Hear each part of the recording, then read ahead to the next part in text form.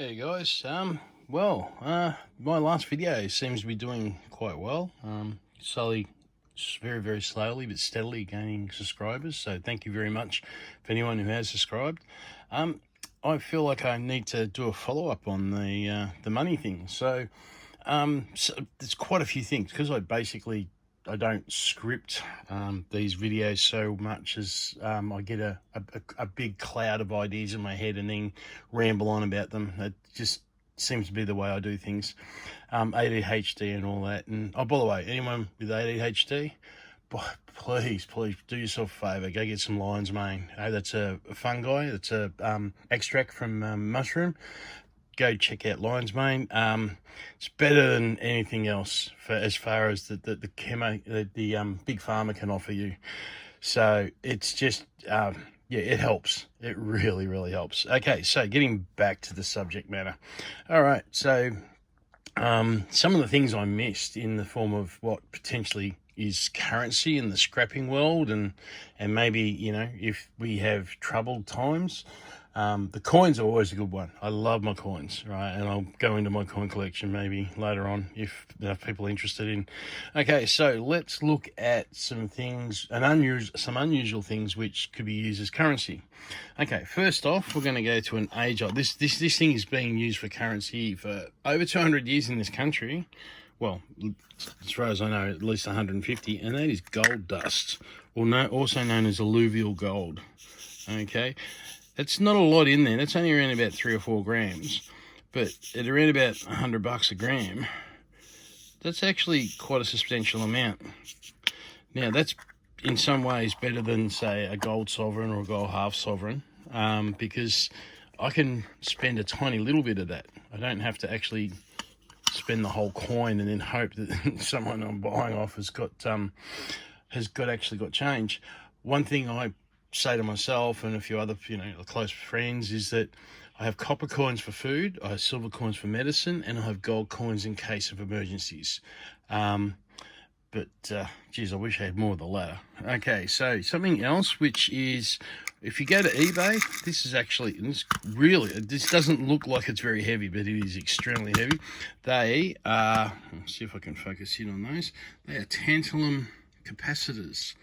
And tantalum it's not a highly expensive, it's not a massively expensive metal, but it's fairly rare, and it's up around, it's probably a bit above silver. So that amount of weight, if I was to put on eBay, apparently they sell quite well. All right, so moving on.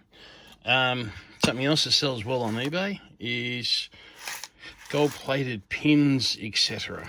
They actually do quite well. I just sit there and pull these off circuit boards, add them up, and whether you process them yourself, whether you sell them on eBay, or whether you use them as potential currency, that's up to you, I guess. But they've got a little bit of versatility about them.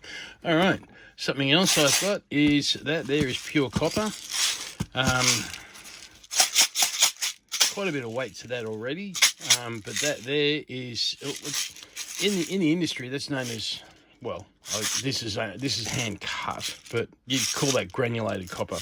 Now that there is something you can, I've looked on eBay, and the prices for commercially produced granulated copper is ridiculous. It's 2 to 3 times its weight in value to buy a bucket of it.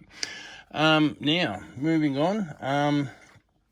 All right, let's see. Next will be my very small, I call it small because I've watched E-Waste Ben's videos, and yeah, he can have tubs and tubs of these things. But basically, computer RAM.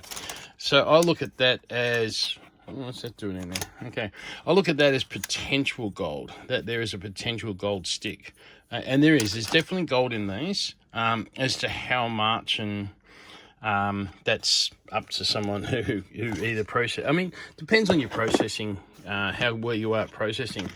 Now, I'll put that with the others. These are later model ones, and some of these have still got value. Now, I'm not saying these older ones don't. In fact, some of these old ones may have a hell of a lot more value than some of the new ones. I don't know. I'm not an expert on that, but I certainly do have. I can't help it. As soon as I get those things, I cannot part with them. I just like, yep, no, they're going in my collection. I have actually heard of somebody who used a bit of fishing wire, and they actually had, you know how you have like fly screen curtains or beaded curtains? They actually had, going into their workshop, they actually had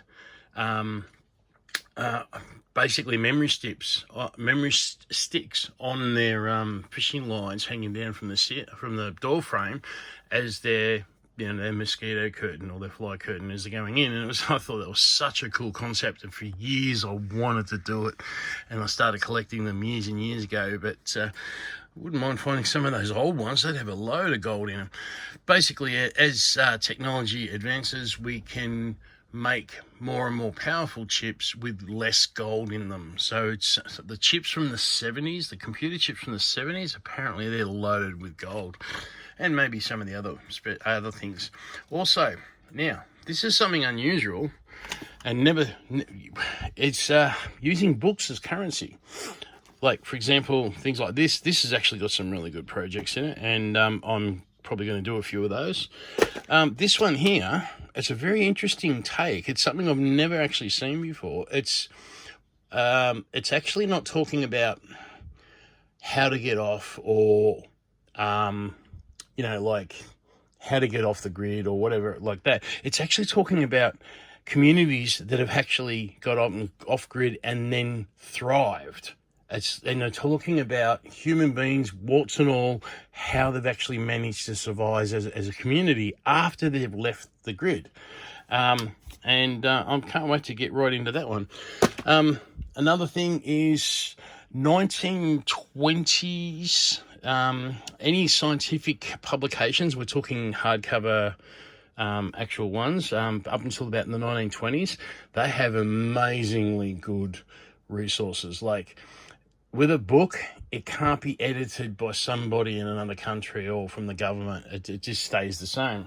And that's something I like, because with the with these new laws coming into Australia, it's editing is a real thing, including your own work. So yeah, that's a bit interesting. Anyway, but I'm trying not to digress into the real controversial.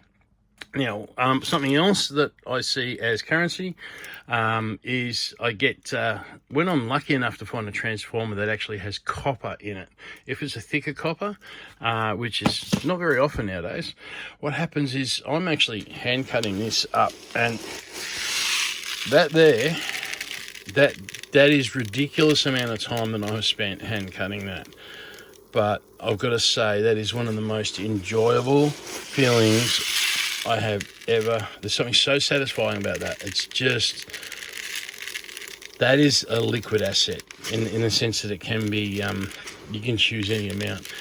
Like, that is literally, hey, I want an apple or I want an egg. You just tell me how many grams of this that I need, and that is granulated. That's what do you call it? I do apologise. We're talking lacquered or veneered copper wire. Again, like the last video, we're talking about copper twists. This is lacquered and veneered copper granules. So for that there, absolutely. Oh my God, that is so satisfying. Oh, I'm sorry, I'm just getting distracted. That is just. And the weight of it is incredible. Also, oh my God, that's over 5 kilograms. That's getting on close to 10 kilograms just in that little bucket. Oh, I better put that somewhere safe, because I really don't want to have that fall over. All right. Now, the other thing is, I've gone back to doing this by hand, which is ridiculous. I bought a machine to do this, but it didn't quite work out. So I'm actually doing this by hand, and so this is what it looks like when I do, what the heck. All right, so that is Bare Bright Copper Twist. Now, Bare Bright is the highest rating of copper when you go to the scrapyard. Bare Bright literally is Bare Bright. It is, it's not insulated, or it's not covered in lacquer or veneer. It is literally just bare bright copper. And yeah, that gets the highest rating. That gets you, I think it's around about $10-11 a kilo. It should be more. It should reflect fairly closely with whatever the market value is per ton, but not always. Quite often, and rightly so, I can understand why, a scrapyard will always be, it won't pass on the savings straight away, but it will drop the price very, very quickly. So when the price drops in the market, the price will drop very quickly per kilo at the scrapyard. When it goes up, it won't go up as quickly, and that's just to do with marketing and well, so basically it's their safety margin, so they don't overpay.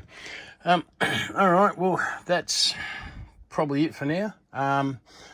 There's so many other things, like for example, I've been reading up about in Africa, they actually, in quite a few places in Africa, where they do cross-border purchases. So where someone who runs a market will go across the border to another country in Africa and buy produce, the money that they take from their country, it's no good. It doesn't really work too well. So they'll buy phone minutes. So they'll buy phone cards with like phone minutes on it. And so what happened is that those minutes gets used as an transborder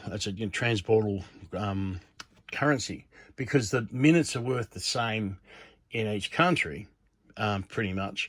And I don't know, I've never been over there and checked on this, but, because, it was on the internet, I can't be wrong. Anyway, so they go over there and they actually do cross-border payments, and then the people who sell their produce and get that particular phone card with minutes on it, then they can either sell that to the locals and get their value back, or they can use that to do their own trading again. All right, hopefully that was a little bit informative, just random things I've forgotten about last time. And yeah, I'm going to maybe get a little bit more into, okay, so with the actual, what I'm doing with all the bartering is I'm nurturing my barter system by every time that I get somebody else joining onto my network, it's a huge asset. It's a huge benefit for everybody. Just a matter of finding someone with a niche and finding out what they actually want and what they've got to offer. Now, if what they've got to offer is not, they don't value that very much, it's because the bartering, it's one of the very few win-win scenarios in the world where I'm giving away something that I don't particularly value, and they're giving me something that I value but they don't particularly value. Well, both people then become, well, they're both a bit happier, put it that way. All right, rambling now, so I'm going to sign off. Hopefully that was, just a little add-on, and by all means, tell me what else you want to hear and see and talk about. Okay, thanks, guys.